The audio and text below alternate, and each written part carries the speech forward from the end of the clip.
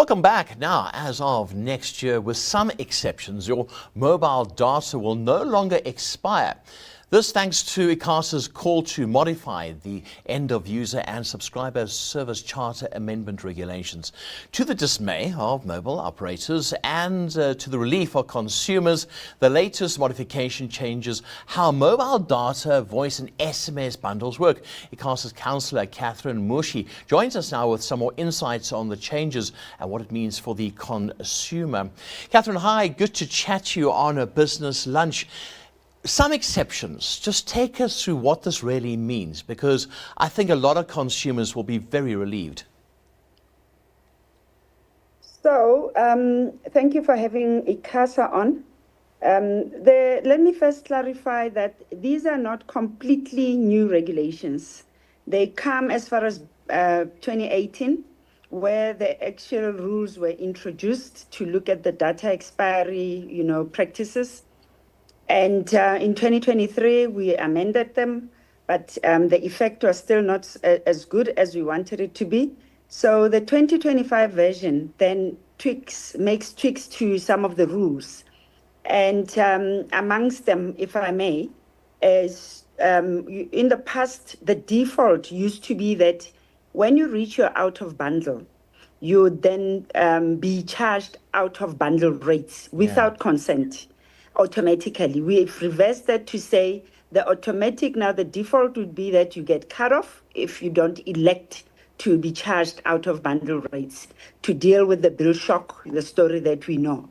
Right. And also we have now amended the rule that says when your data expires on that day, whichever day you may not even be aware of, the data should roll over automatically, without you having to do anything and at no cost.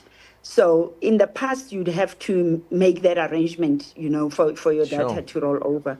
But let me just also correct that it's not that data will not expire. We're saying data will roll over at least once. Right. So once. It will expire at some point. But the rule that we've also added is that, say you have bought 20 gig and you happen not to be able to deplete it, we now put the rule that says you can transfer the data, the bundle, voice, whatever, to your family and friends for as long as to the value of what you still have available. And that has got no limit how many times you do it. Gosh, this is sorry, Catherine, this is so interesting. It really is. But I'm anticipating a legal pushback by MTN, Cell C or Vodacom. Is this the end of the road? Is this where it happens? So once the regulations are published, now they are law. The next is for operators to comply. That is why we have now allowed them a year to reset, their billing cycle, to reset their business case models. And that is now to the question, why a year? We are hoping, because these are not completely new regulations, we're hoping that the implementation will be faster. And anyway, there is a first mover advantage. You then boost your brand. So we are looking ahead to say it probably will not take a year, but we had to allow the operators at least a year for full compliance. Right. Is this the start of something big? I mean, I'm thinking as well, data costs are so high. We pay so much money when compared to Europe or the United States or Asia. Are we looking at that also changing at some point?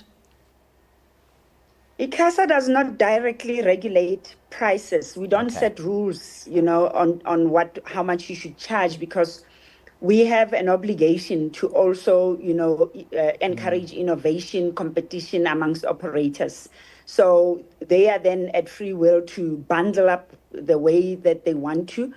But what then will happen with these rules is that we've taken the one obligation to understand the expiry rollover rules across networks. So at least that is out of the way. So when you're choosing which service provider to go to, you are now comparing on price, you are now comparing on quality of service, and transparency, those issues. So what we do is that through our compliance monitoring system, operators submit compliance reports where they tell us the tariffs that they Right. charge for different bundles products, and we analyze them into a report which we publish.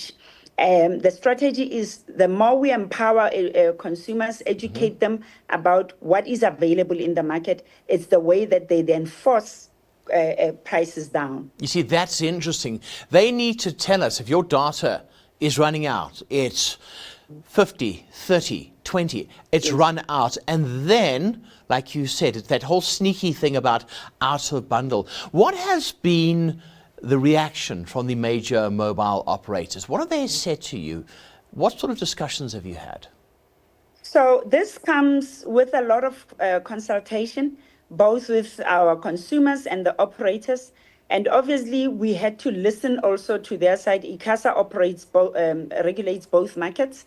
We look out for consumers, but we also look out for our licensees, which are the operators. So we had to strike a middle ground where then amongst other things, this is what led to the 1 year implementation that says, this is going to be onerous. It's going to eat up on our capital. It's going to disrupt the way that we do business.